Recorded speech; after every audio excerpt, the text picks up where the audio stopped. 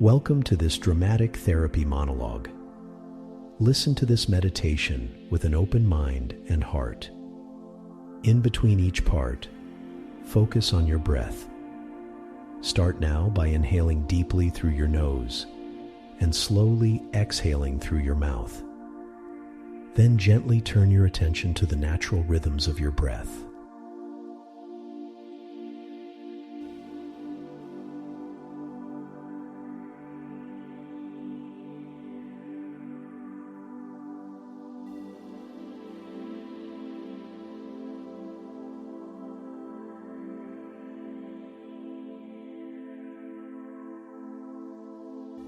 All right, let me say this out loud. I was not born grateful. I was born angry.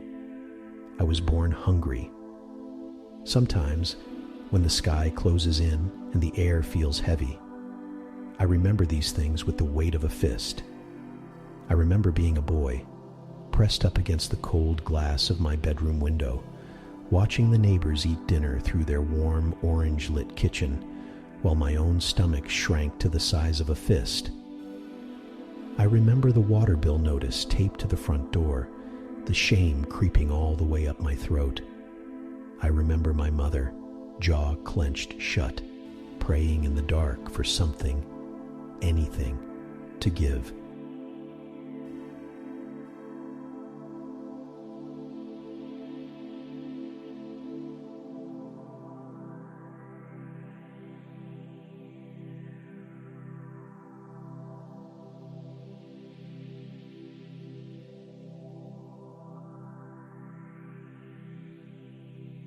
In those moments, gratitude sounded like a rich man's word, like something people said to show off their luck. The only muscle I exercised back then was my fear. Fear that the roof would leak again, that someone would break in, or that the world would once again show me just how little it cared for my ambitions.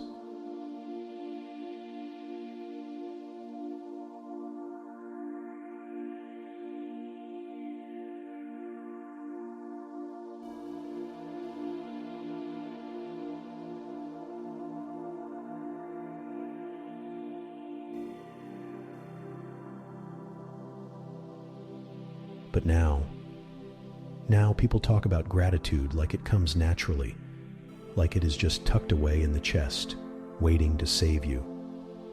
I do not buy it, not for 1 second.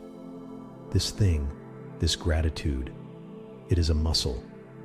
You have to work at it, force it to grow, even when your mind screams at you to curse, to complain, to rage against losses you barely remember taking.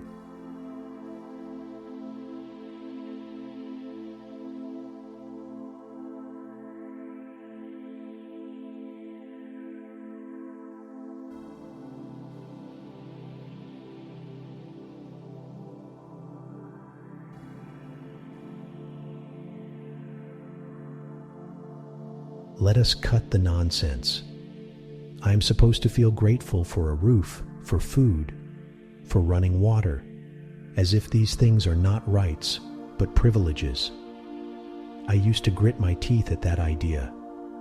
Bitterness, like a shot of whiskey, burning and irresistible. I used to watch the news and see other countries burning, people fleeing across borders with nothing but hope and a bag of promises, and I would think, at least that is not me. But instead of feeling grateful, I just felt guilt. I felt scared that no matter how lucky I was, it could all vanish overnight.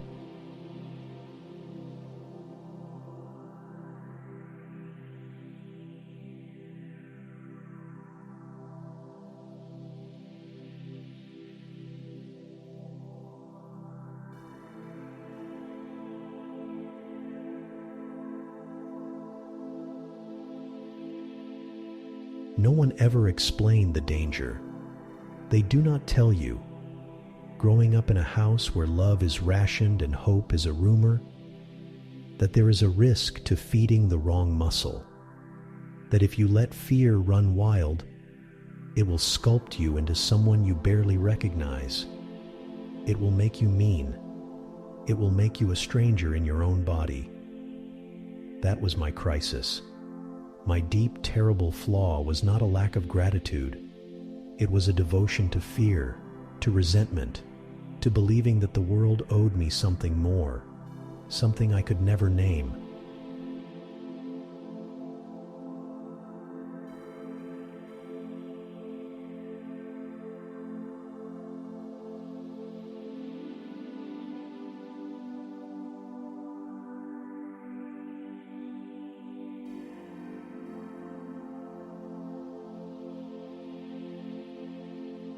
Years went by where the only candle I would light was just for heat, never for hope or healing.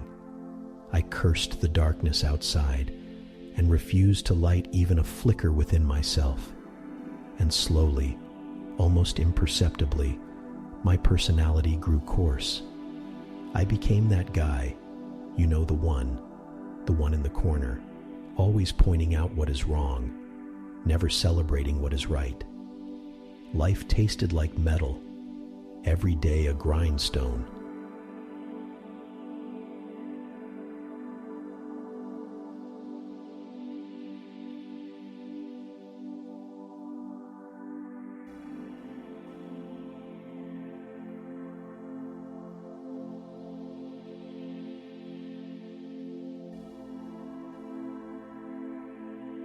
And then, one night, during a storm so fierce that the city flickered like a dying bulb, the roof finally caved in. I stood ankle-deep in icy water, holding old photographs, and realized, truly realized, that what I had lost was not just material, but internal. My gratitude muscle had withered to nothing, and fear was all I had left. That moment, as pathetic and cinematic as it sounds, that was my rebirth.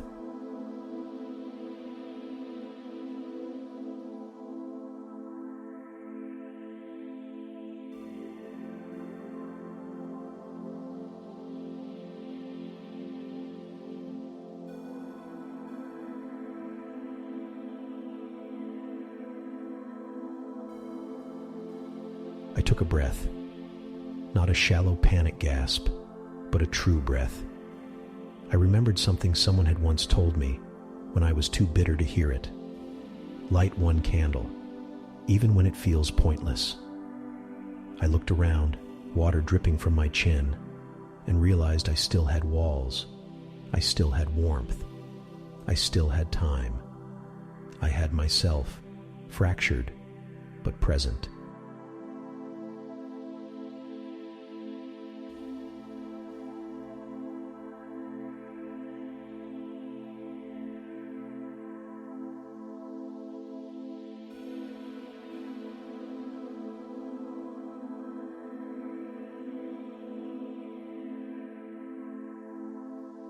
So I started small. I started to say thank you when I poured clean water, even just to myself. I started to notice when the silence in my apartment was gentle, not cruel.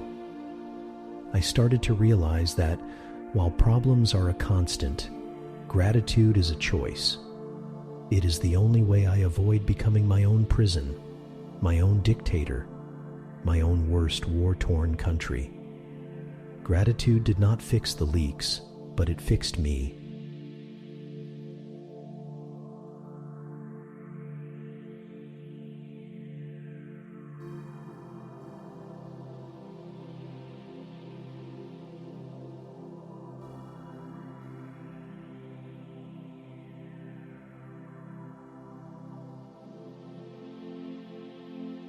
Now, before I go to sleep, I try to flex this gratitude muscle. I picture my chest filling up, not just with air, but with a stubborn, defiant hope.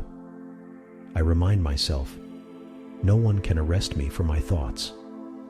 No one is waiting at my door to drag me away in the night.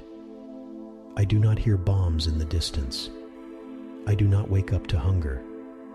And even if all those things came true tomorrow, this muscle, this gratitude, would keep me human.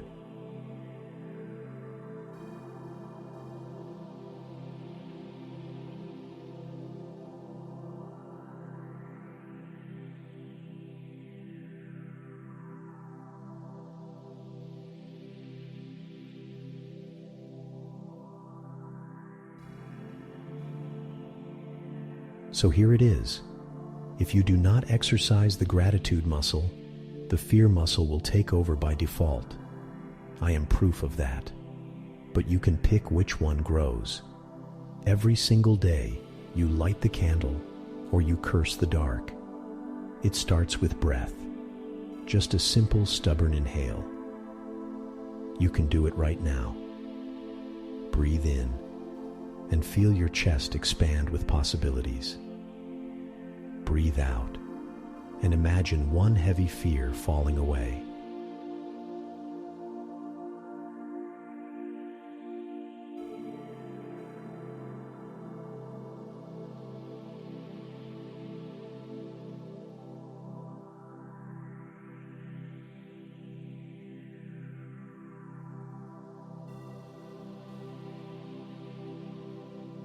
I will not tell you gratitude is easy. I will not pretend all your scars will fade. But I will tell you this. Without gratitude, you risk losing yourself. And that is a loss the world cannot afford. So tonight, and every night after, light your candle. Flex that muscle. Be grateful, even if defiance is all you have. Trust me, it changes everything.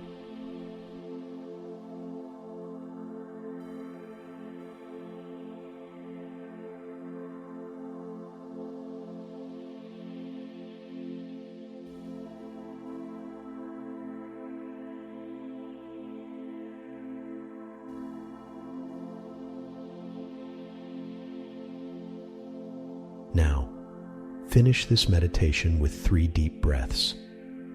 Feel your heart, your muscle, your candle burning. You have survived every one of your worst days. That alone is worth one more thank you. To the world, to others, to yourself.